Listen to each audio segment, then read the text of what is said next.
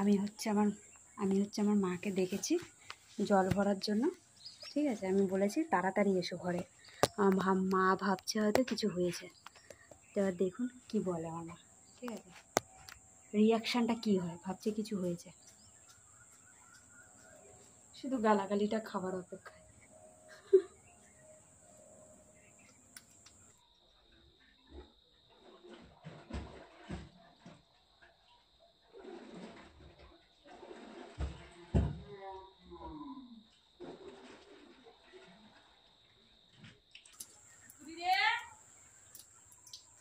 তোমার পাইপটা নিয়ে আসো তো। হ্যাঁ, ওই জন্য দেখেছিস? চল আগে চল মাথাটা ধুই ওখানে চল পাতাটা আগে ধুয়ে নিয়ে তারপর পাইপ চালাবো। আরে না না তুই চল, অত ঝাড় মাথায় তুই ঝাড় দিয়েছিস তো দুটাছি জল চলে যাও। তুমি বেশি বকো না। না তুই শ্যাম্পুটা নে চল, তারপর তুই এখন মাথা ধুই। দাঁত পা চুল কাটছে আমার, বলছি চুল কুল না, চল না আমি যাচ্ছি তো।